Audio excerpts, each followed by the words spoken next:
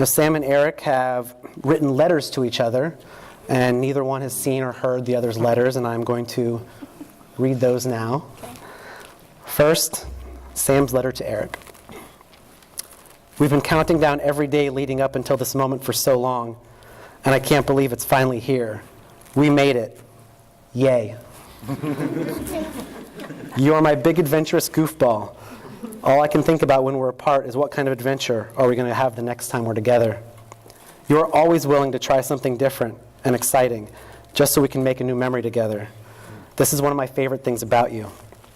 I never feel embarrassed to be myself around you. You completely accept and even enable my weird dorkiness, especially my love for all things Disney. I want you to know that I trust you more than I ever thought I could trust another person. That wasn't a Chadwell. I know that you will always be there to take care of me and protect me. You are my Mr. Fix-It around the house, which I desperately need because, let's face it, even though I try, I'll probably always make the problem worse. I will always be here to support you in good and in not so good times. I promise to never tell you that you can't watch an OU game. And if they don't win, I'll be there to console you with a hug and yummy snacks. The thought of not having to say goodbye to you every day makes me smile so big that it hurts.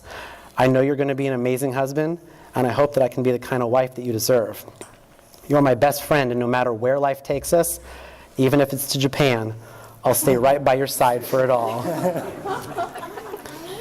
Together, we are better, and we are stronger, and I feel so blessed and grateful that we were able to find another goofball to skip, roll, and tumble through life with. I love you so much.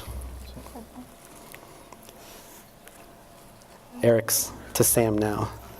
His first part is to you guys. The thing that makes Samantha so special to Eric is all of the goofy excitement that she brings to everyone around her.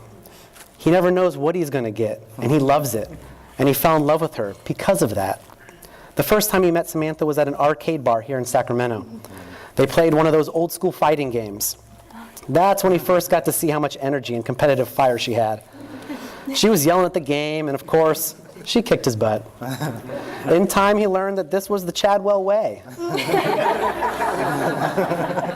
Chadwells love their games and competitions. They decided to keep playing games together that night, even playing Giant Jenga, a game that will forever have special meaning to them.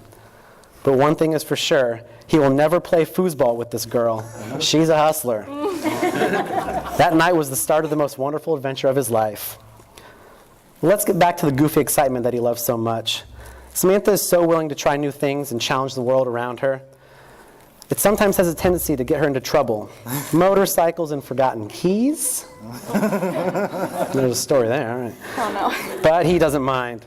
He just laughs and says, it is what it is. She brings so much joy to his day. When he's having a bad day, all he has to do is find her. Whether it's a trip to Reno for the weekend to see her, getting balloons for birthdays, or a trip to the most magical place on earth, he can count on her to be excited and ready to go. Eric practically gets tackled every time he comes through the door. She needs her hug and his day is instantly better. When he knows he's going to get to see her, time just can't pass quickly enough. Never knowing what to expect, their adventures are rarely boring and never scripted. She will be the first to tell you that they should never be allowed to plan anything. It always tends to result in some sort of disaster, but that's okay. They rather just let life take them wherever, and it always ends up being the best time in memory. Whether it's Mai Tais over the San Diego Bay, crab and shrimp overlooking the river, or market potatoes. She knows what I'm talking about. Life with her is never boring.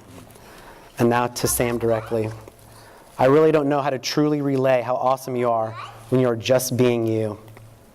Your family knows, and they tell me all the time how great it is to see. I can't imagine you any other way. As fun as you are, and as goofy as we are together, I love how driven and dedicated you are in everything you do.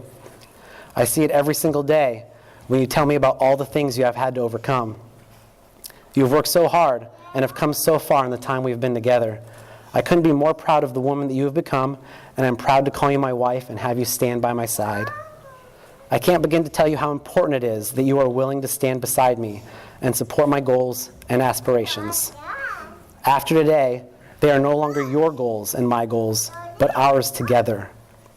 I know we hate cheesy lines, but it feels like together we are building something from the ground up. May our journey never end. I love you. Please join me in a prayer. God, as you join us today, we ask for your blessings upon this couple as they unite in marriage. Let all their days together be happy and all their words to each other be sweet.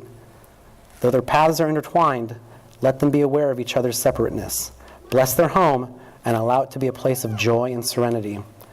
Remind them to nurture each other's body with mutual love, honor, and respect. Let their spirits dwell within.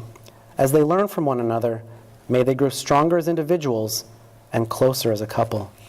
And as their wedded life begins today with prayer, so may they continue it, praying for and with each other. Amen. All right, it's time for the vows if you guys are ready. Yeah. Okay.